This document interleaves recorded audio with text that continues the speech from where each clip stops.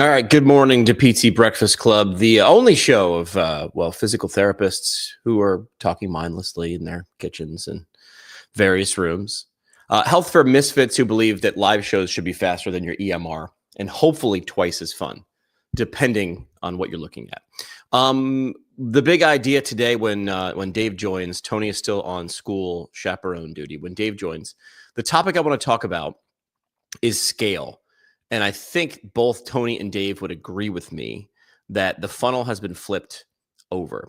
Forget the 10 location empire. The pendulum is swinging back to tight, boutique, and intentionally small. I was listening to someone talk yesterday about one of the reasons for maybe the difficulty in hiring physical therapists right now.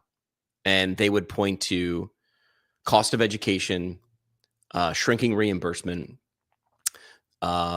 student debt going high, so salary expectations are equally as high. And all those things are valid.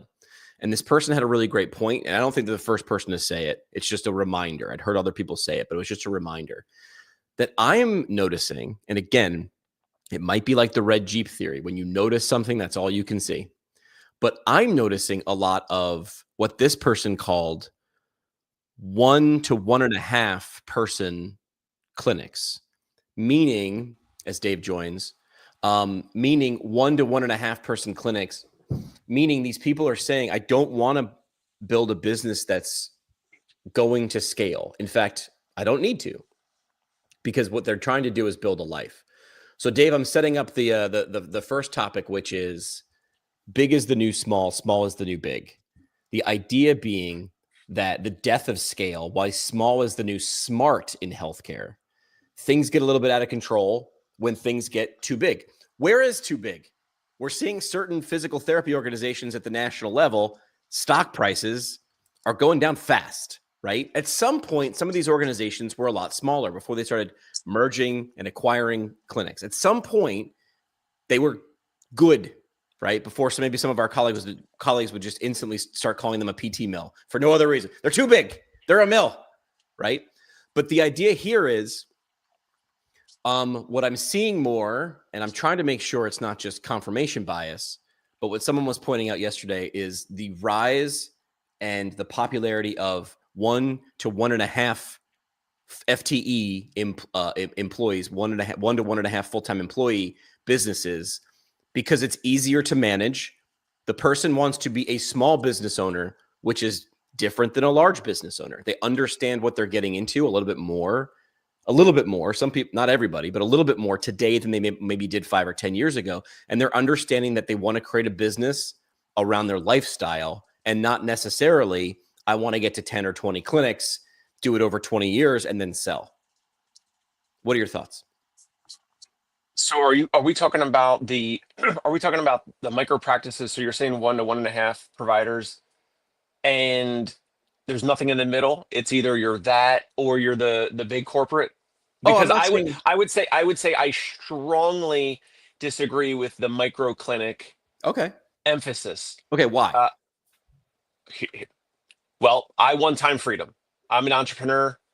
I spent a ton of years in the trenches treating patients, doing outpatient physical therapy, then doing mobile home visits. Right now, probably for the past 2-3 months or maybe longer, it's been several months where I'm seeing 1 patient visit per week. So 4 patient total visits per month, because I have other therapists treating patients, and I get to do whatever I want as a business owner, because I spent a ton of time and effort to set up the processes, and I'm still improving that, and the whole playbook and the whole thing that, all the processes and SOPs for the business. If you are any therapist out there, if they want to be a micro practice owner as a solo practice owner, that's fine, but you're creating a job. So when you get hit by a bus, there's no asset to sell. When you go to retire, there's no asset to sell. So many owners have reached out to me over the years about partnering or buying their clinic. And I'm like, all right, yeah. So tell me about it. So is it like how many FTEs and all this, and front desk person, or what? How many patients per day or per week and per month and all that? And it's just like, oh no, it's like I'm selling you my practice. Like, I'm retiring, but like it's the practice is there, like all the treatment tables and the equipment and all that. And it's just like, oh, But there's no front desk person, and there's no other therapist or PTAs or anyone. And guess what happens to those clinics, Jimmy? Nobody buys them and they just go away. Exactly. They shut down. They literally shut down. Then you see the posts on all the Facebook groups that says like, hey, selling, these old tables and these old Chattanooga units and the old UBE and all the other equipment. So it's sold for pennies on the dollar. Yep. And they can't even get money for their book of business, like their past patient list, the names, phone numbers, emails, all that. Like, so I would actually say the gold is in the middle. The gold is multiple therapists, and that's where therapists can really thrive, grow, expand, charge whatever they want. They can raise rates if they're out of network or out of pocket.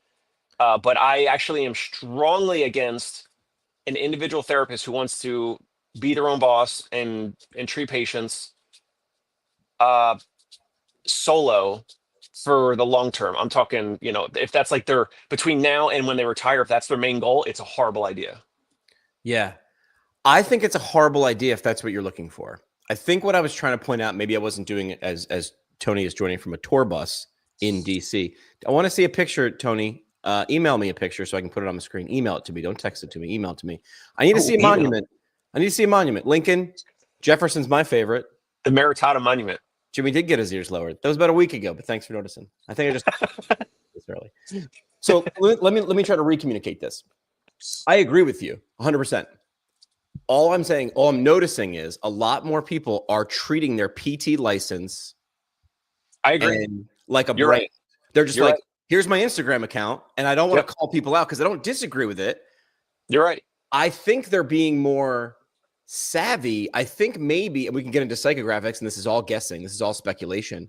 I think some people of a generation who have gotten their PT degree in the last couple of years, even 5 to 10, are saying, I that's not the bag I wanted to be in. I wanted to show up, be a great clinician, put money in the 401k and be able to afford it. I can't.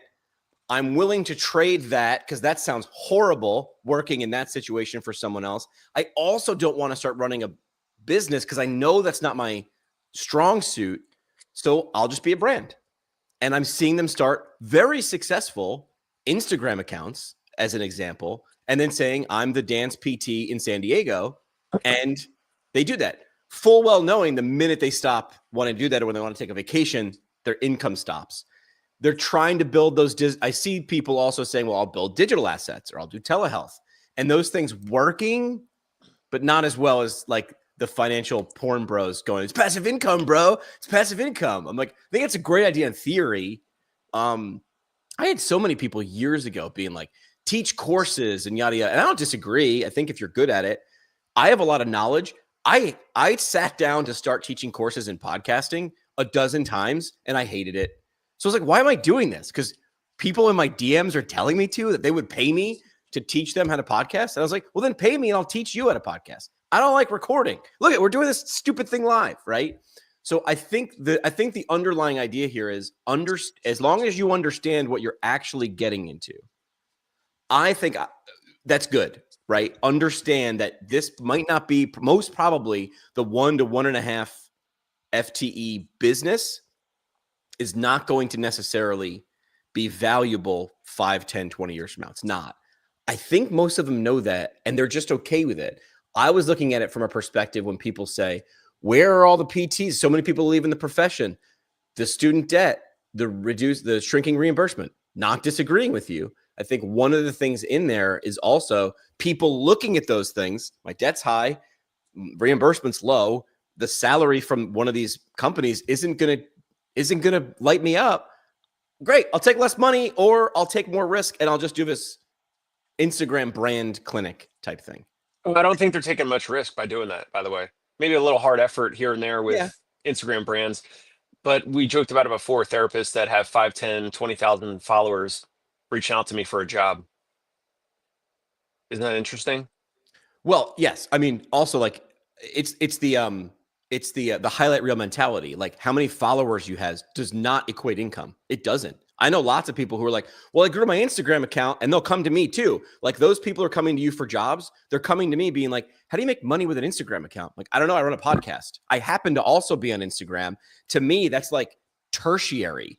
People are like, I don't understand. You're saying you have this many downloads. I'm like, I will open up my dashboard right now and show you how many downloads I have in the podcast. That also doesn't matter.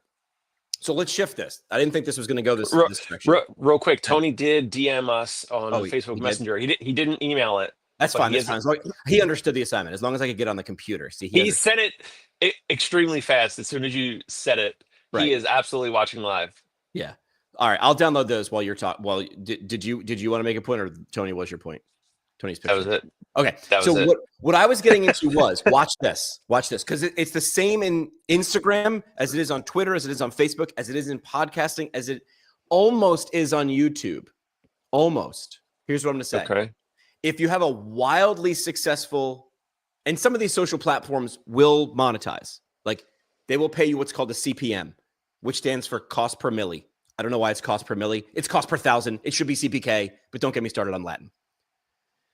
They will give you a rate. They decide the rate. The platform decides the rate. YouTube decides the rate based on your niche. And they will say, for every 1,000 views you get, we'll give you something. It's crazy low. Like, I understand people are monetized. If you are saying I'm going to get to 1 million, 10 million followers and monetize, you can do that. It's less than you think. It's a lot less than you think. So this is where I need people to shift what their product actually is. Here's what I mean. If someone says, I have 100,000 followers on Instagram, Instagram is my product. You're wrong. Your audience is your product. Your audience is your product. So, sorry, Tony, 1,000 doesn't start with K. Kilo starts with K. Latin. Everything should be Latin. No, you meant 1,000. You meant K. Like if you say 10K, it's 10,000. I know what you meant. Kilo. Yeah. Thank you. So your audience is your product. So I don't charge. Dave, have you ever listened to PT Pintcast before? Have you downloaded it and listened to it? Of course. Have you ever paid Apple or Jimmy to listen to any episode? No, you have not. Because I understand you're my product. Now I then turn to Brooks Institute of Higher Learning and I say, you have residency and fellowship programs in PT and you need students. And they go, yes. And I go, are you in the business of knowing how to go out and get those students to pay attention to you, to maybe consider giving you lots of money to then do a residency? And they say no. And then they say no. And I say, well, what do you do now? And they're like, we go to CSM, we put up a table. Does it work? Sorta. And I go, cool. I release 5 episodes a week. I'm in people's ears 45 minutes a pop. We get between 20 and 60,000 downloads a month, I think, right about now. So I'm like, do the math on that, how much attention we have earned. And now a simple podcast can be more time spent in relationship than your gigantic booth at CSM. Even if you went to CSM every day of the year, that doesn't mean those people are actually paying attention to your booth in the back corner of the expo hall. So this is what I try to explain to people, that your audience is your product. How you get them is a podcast or funny little dance videos or whatever, but then converting your dance video followers who are there for the giggles into a sale is a monumental chasm. It is a large, large leap. I do not trust this person for this. This is why someone like Joe Ranke. Do you know Joe Ranke from FitBucks?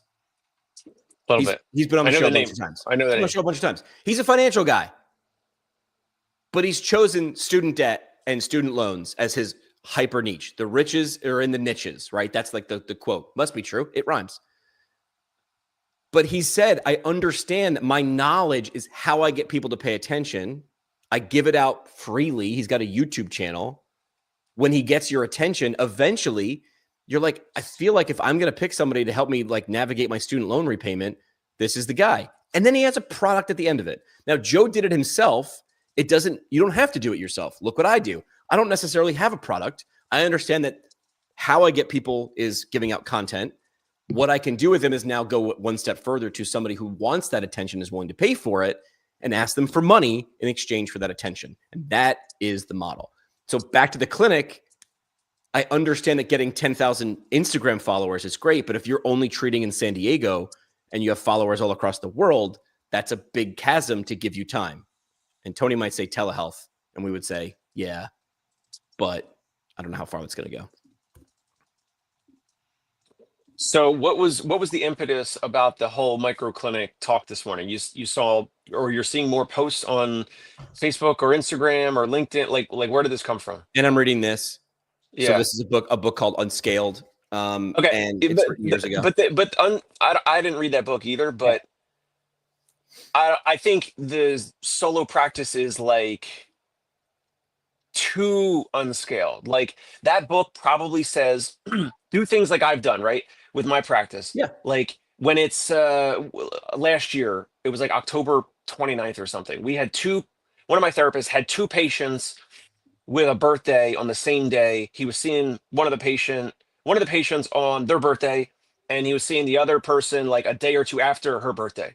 And I did the unscaled thing of we talked about it, and I said, we don't have a process in place. We don't have anything automated. We don't have anything where we get an email automatically internally, like, hey, it's Jimmy McKay's birthday. Let's send him chocolates or a cake or flowers or whatever.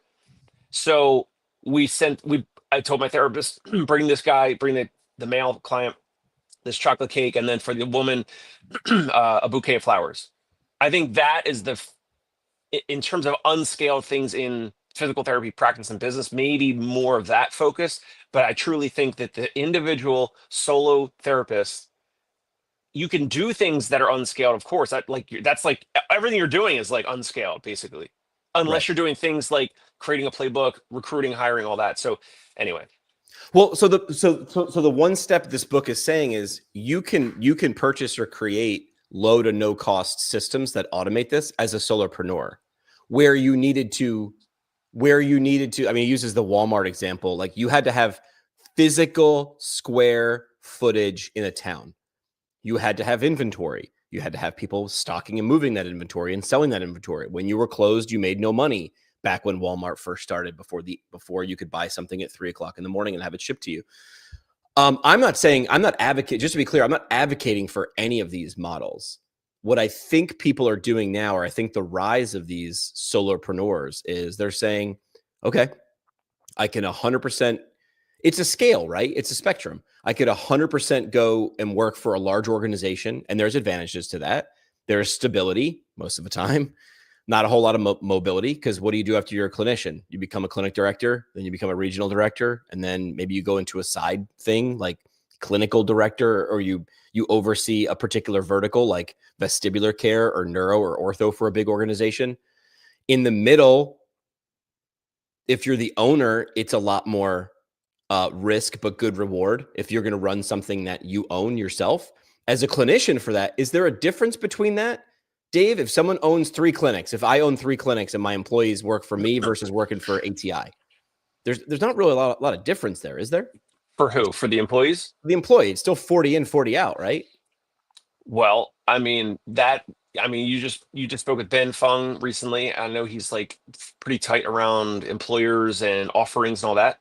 Yeah. I think things can vary. I think that the smaller practice that has, 3 or 5 or whatever locations has more of an onus to keep the therapist happy. And this is from the business owners and the practice owners that we've spoken with, that we've tried to partner with or acquire or whatever over the past couple of years, is the ones that have 2 or 3 or 4 or 5 locations.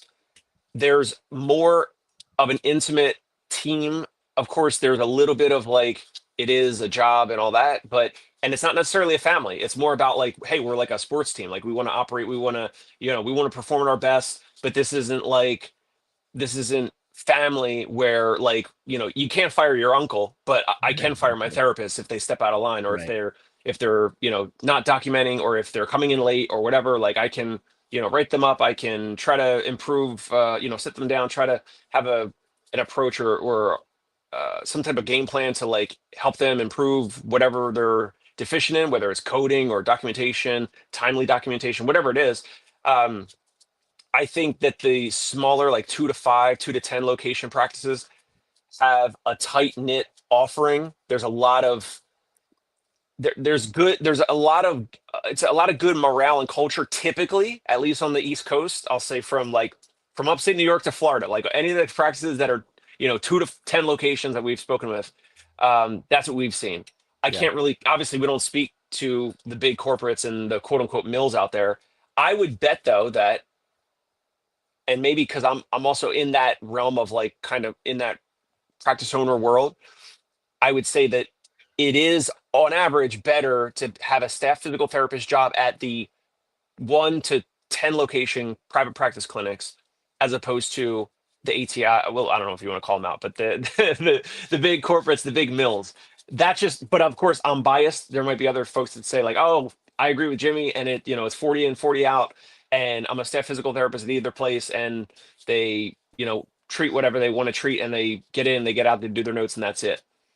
I I would say I've seen behind the door or behind the kimono of a lot of these practices, and what the practice owners do in terms of taking them out. Like you never see, and maybe it happens, but you never see with these large corporates, you never see the CEO or the regional director taking out the therapist for axe throwing or Christmas dinners. It might happen, At but Fox you just was mandatory. It wasn't okay. mandatory. Okay, There was a budget for that. So Fox is massive. They're like in 30 something states. Tell me what and so Fox maybe has scaled the Right. unscalable by doing that. So go ahead. So I'll only speak because I have personal experience with this. Yeah. That they put their clinicians like before the patients, which sounds insane, but we've talked about this before, why that's actually a better idea. Take care of your clinicians. And they do. I don't know what the average tenure is for a Fox therapist, but it was pretty good.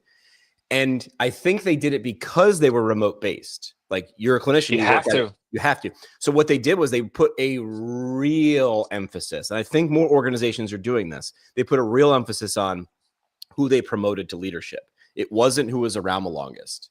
It was who can do this. Who's the seventh guy on an NBA team? It's the glue guy. Is he good? It's pretty good. Why is he there? Everybody loves him.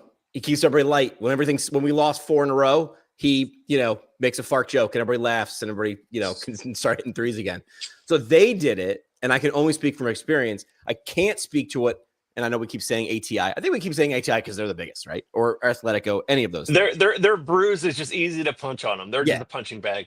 The funny thing is, well, that's a different topic. I'll get into the weeds in a minute. So yeah, Fox did make it mandatory. They did say, because this was part of my job when I was there, Tim Fox said, I want to be able to shake every person's hand once a year. And that dude got on a plane and flew around the country, and they threw like Christmas parties, but like all year. Like there's no way he could just visit everybody in December. Just couldn't do it. Got it. Yeah. He'd be doing 4 or 5 or 6 of those a month. And it was like he'd come in, they'd rent out a room at a ball, at a hotel, like a nice ballroom. They'd throw orange all over the place, and they'd throw a party. But that wasn't the only time those clinicians in that area would see each other. They did have the axe throwings, the journal clubs, but they realized they did sit there and they go, well, why would someone want to work for us? Okay, let's diagnose the DNA of what people like about, because they were small, like any big organization. They were small. They were like, we're Jersey and Pennsylvania, but what if we hit California? To their credit, they said, I think Tim said, and I'm trying to get the quote right. Don't unquote me if Tim ever gets hold of this. But he said something. He's like, if someone, the way I'll measure failure is someone says, who's worked here for 10 or 15 years and leaves, and someone says, why'd you leave? It just doesn't feel the same anymore. He's like, that would be the failure. Because that's how you keep good people around. Yeah. What brought the good people in? If you're just recruiting to fill a spot, I get it. Short-term benefit. I need someone to treat patients. They said no a lot to people with licenses who could fill a role because they were like, it's going to cost us more, and let's just keep looking for a better fit. They hired me with no job. They were like, we don't understand what Jimmy's going to do on day 1, but by day 50, we'll have a better idea. So they hired on culture. I think, yeah, maybe you're right. Maybe smaller organizations can do that better, because one bad hire at a 10 clinician clinic, that's 10% of a bad, you know what I mean? Like 10, now you have one bad apple among 10, whereas 100 bad apples among 30,000. That doesn't do any, that's not a problem. So I love this because so Fox is a great example of they've gone, regional, and then they've gone, like the whole East Coast. And now I think they're starting to go like more Midwest and Southwest, right?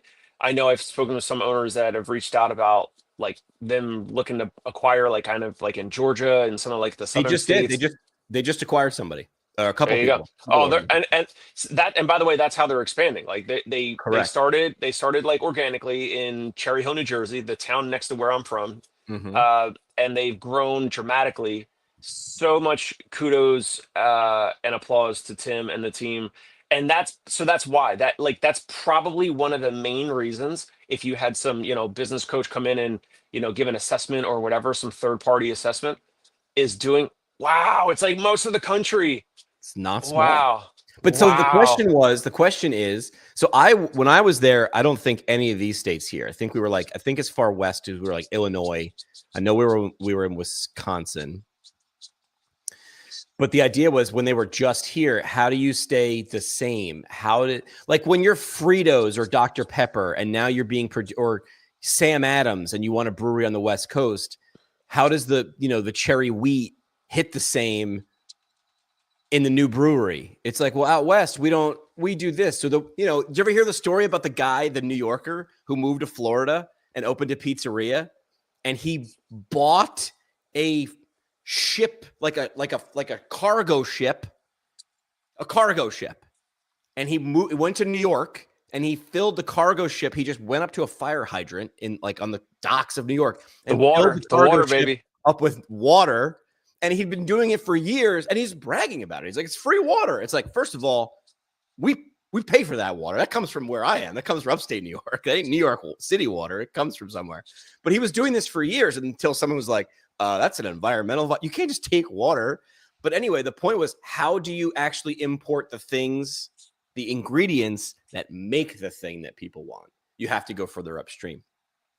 This conversation started in terms of scale, but I think really I think there's more people able and wanting to just do things on a smaller scale, and they're able to do it now. Where I don't think before social media. Why were they unable to do it before? Why were they unable to do it 5, 10, 15 years ago? Without social media, how would you get clients? If you couldn't run ads to get patients, you had to rely on the clinic down the street.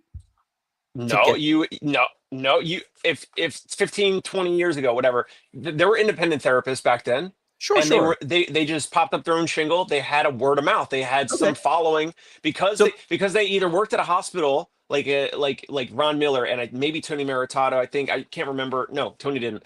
But there's some owners that work for a hospital and they got a reputation, and then they were like, I want to make more money, or I want some senior leadership, whatever. And the hospital or the mill or whatever we're going to call it, the corporate, whatever, is like, no, like you're capped out. That's it. And then they were like, all right, well, screw you. I'm out. I'm going to take myself. I'm going to go open up a private practice nearby. I don't understand how it's different now than. You're right. There was no social media. You couldn't have an Instagram account. There was no YouTube. There was no videos. There was no digital footprint. But back then, the in-person word of mouth and the in-person footprint was the main thing. That was like, of course, there was no. I was about to say Yelp. There was the Yellow Pages. Anyone watching this, there's probably no one that remembers the Yellow Pages. But the Yellow Pages they were passive. Right. I can now be in front of you, and I'm not saying like people didn't go get referrals. That was a way.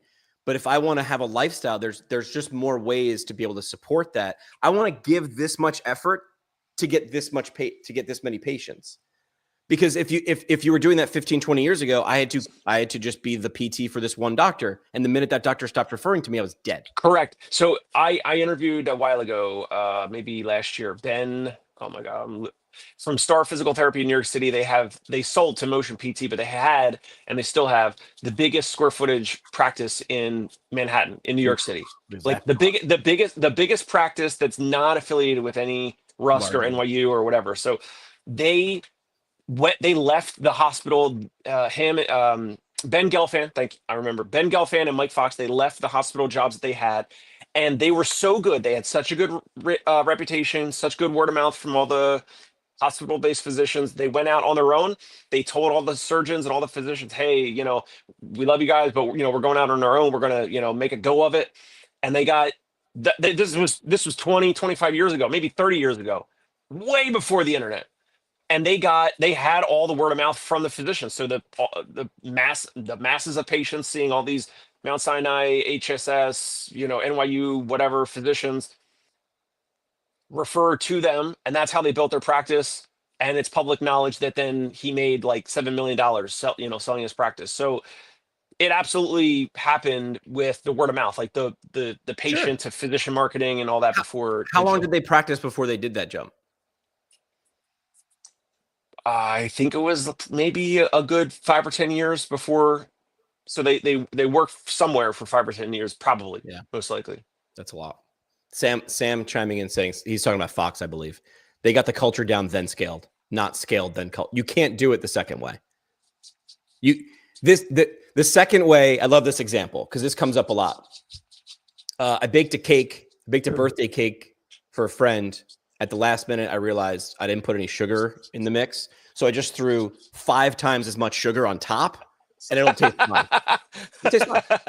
You have to bake it inside first. You cannot do it the other way. It does not taste. It's not the same thing. People will eat that cake and be like, well, it called for 3 cups of sugar. I did 15. It should be even sweeter. The icing was a sugar bomb, and then inside was bland. It doesn't work. And people will recognize it, be like, I don't know what I don't like about it, but it sucks. I don't know what you did here, but it sucks. All right. Hey, real quick with Sam Kellicate. So he's a physical therapist in Sam. I can't remember if you left Philly and I think you moved to South Jersey, but he's from. We played baseball together growing up. We went to the same Hit Doctor indoor training facility, and then like years later, he becomes a physical therapist. I couldn't believe it. It was amazing. We talk all the time, and I'm going to have him on my show, and I also want him in the coming weeks to come on here live. He agreed to come on here live with you and Tony as a sidebar right now because he has done some digital programs where he's charging patients and clients like multiple thousands of dollars. It's usually around like headaches and migraines, I believe. Very niche. Very niche. He gets great referrals from neurologists and other folks that specialize in headaches and migraines. And I always come on here and I poke Tony and I bash the whole digital stuff and the virtual care and all that. And then Sam, sends me a DM on Instagram or a text message or whatever. What was he say? Clinic in Philly, live in New Jersey. So he's back in South Jersey. Okay. That's what I thought. Okay. So in the coming weeks, we're going to have him back on, all 4 of us. Tony will be able to have one under his belt in terms of another therapist doing virtual coaching and virtual care, whatever you want to call it. But I can't wait to have him on and share what he's doing. Where in the world is Tony Maritato? I don't know. Oh, but that I thought I was like, what is this like? What is this, Italy? Is this the? Is this, Tony, have you been elected Pope? Have we seen white smoke? Have we gotten Tony? If you're not watching, wait. I thought it was black smoke. It's white smoke? Black is no good, right? Is that what they don't have? I don't know. I haven't watched the Tom Hanks movie Da Vinci Code in a while, or Conclave. He's not at the Vatican. He is at. It's not at the Vatican. That must be a Smithsonian. He's the Maritato. No, that's the Washington Monument. That's Washington. Yep. Now today being renamed the Maritato Monument. Maritato Monument. It looks very good.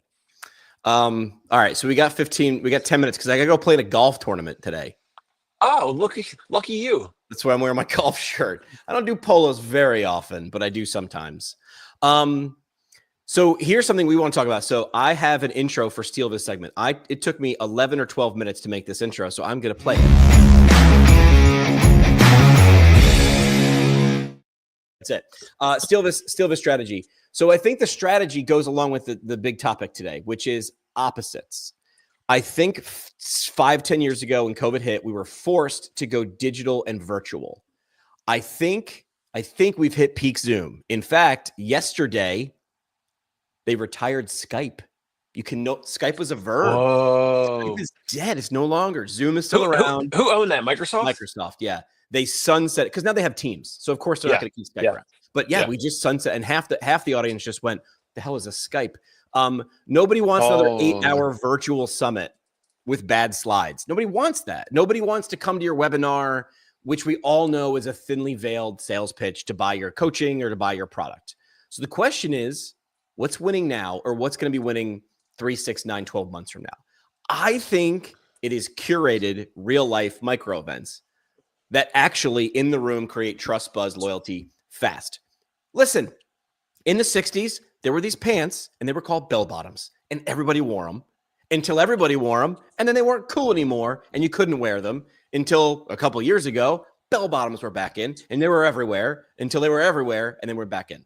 The world's a pendulum. I need you to understand that. So I'm looking at this and saying, Zoom fatigue is real. I don't even think you need to. That's not a debate. Like webinar fatigue, less engagement. Everybody wants a connection that feels real.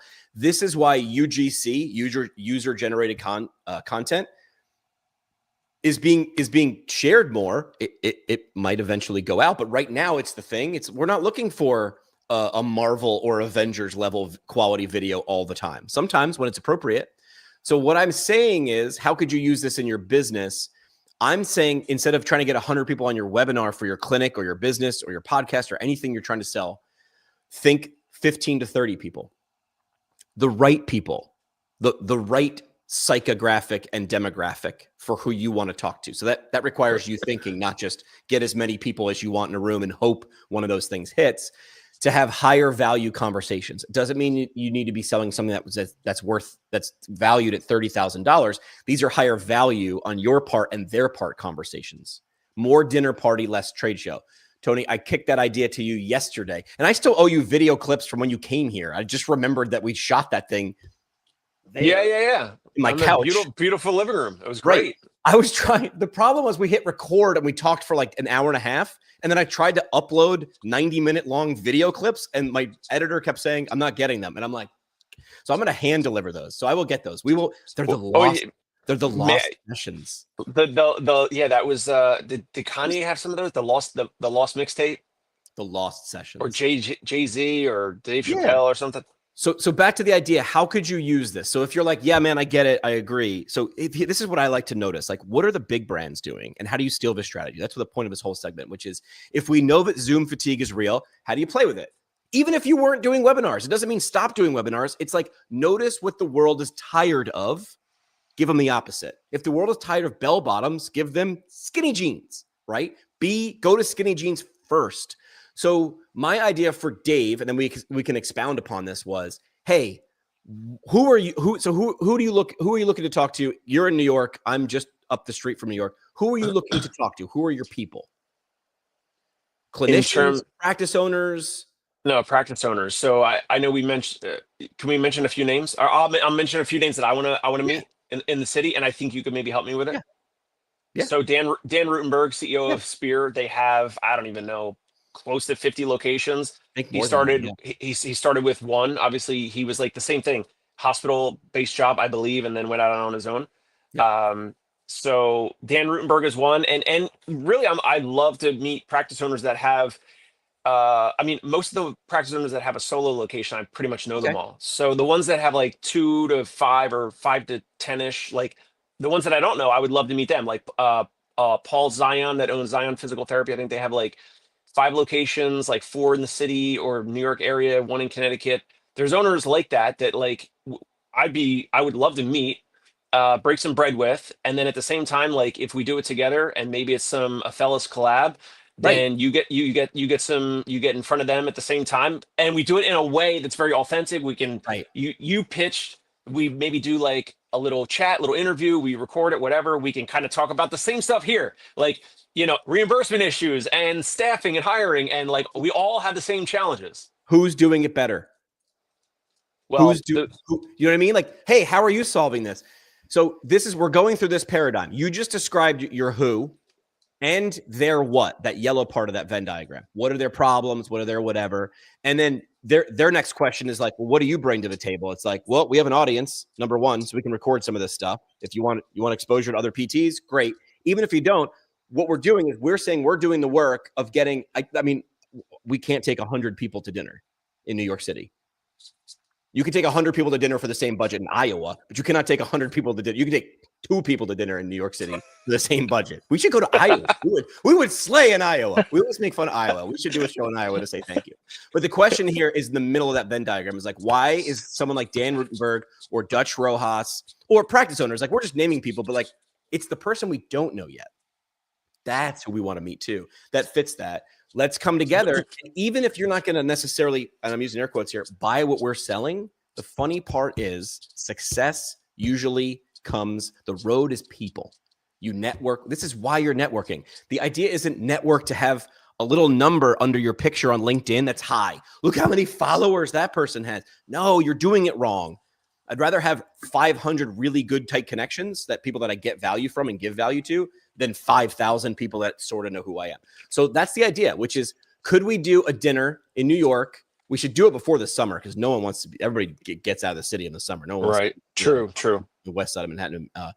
Could we do it around? And then my question is, it would be fun to do like a video sesh that people walk away. Listen, you got some great content, video clips. They're yours. Keep them, whatever. But then there's that elbow rub. Who you sitting next to at dinner? Who we meeting? And that person you meet in 2025, in 2028, you're like, you know what? That person, we could, now that person is doing this thing. We could connect. And it's wild. So I want to try that. I think it's a good idea. I stole this idea. It's called steal this strategy. I'm stealing this idea from someone else. Picasso said, good artists borrow, great artists steal. So that is my suggestion. Small, curated for clinic owners. It could be, I want to take 10 parents in my area out for dinner, parents of baseball players. I want to understand what travel ball is really like. Why don't you tell me? What are the problems you're seeing with it? If you want to treat baseball players, it seems like if there's no conversion at dinner, there might not be, but there could be a whole lot of conversion down the line. So that is my down the line for steal slow play. Strategy. The slow play. All right, I gotta go play golf poorly. So parting shots. What does Dave have for parting shots? Are you? I don't want to break any rules here. I have this funny post from Uncaged Clinician. Can I, as my parting shot, can I read this? Yeah. And foreshadow that we will break this down and respond to it on a future episode? Yes. Do you want me to show the image? Is this the image that we were sharing or no? The one about the cameras in the clinic. I'll show it real quick. Is it that? No, Okay. It's not. No. Okay. No, then I don't know what image you're talking about. Go ahead. All right. Yeah, I didn't send it. All right. So Uncaged Clinician Facebook group. This is a post that is a little interesting, and I think we could break it down. Love it. So here's the post. I worked at a private practice that had about 4 cameras in the open gym treatment area. I was wondering if they need to inform patients they have cameras, or even the staff members. I asked because one of the owners was texting me before I was ready to leave. I ignored it as I needed to be somewhere and left the clinic after my shift. The next day, they basically used the video to tell me they saw me sitting, talking to the front desk person and looking on my phone. I told them, the owners of the practice, I told them I didn't see their text at the time, which I only saw the notification of the text, just wondering if this is legal. Now, first of all, it is legal to have, in most states, I think, to have cameras in the open gym area. And maybe they require a certain sign, or it's in the open area. We're not talking about the private treatment rooms, which I think is not legal, or you need like written or express consideration or whatever. But that's the post. We don't have time. You got to run, but that's something for all of us to break down. It made me think. When there's like a hockey game or an NFL game, and there's like a call, and then they just like automatically like. They're like, here's the play. And they bring in some retired referee. And they're like, what do you and they're like, before the call is made, exactly. We need a lawyer on speed dial. And be like, okay, hey, we're talking, what's the deal? And they're going to be like, all right, well, what state is it? I need to see where the camera, like, we need like real. So I'll just preface this by saying, I'll hold my take, but I have a very hot take on this. I want to just go right into it too. We'll do it, Tony. All right. Parting shot is pick your hard. And it could be, listen, I want to go work for a big clinic. And I know I'm going into that with less flexibility, but more stability. Or I want to have a lot of flexibility with no stability. This is hips and shoulders. I did hips and shoulders. This is a shoulder. This is a hip. I know the joints. I promise.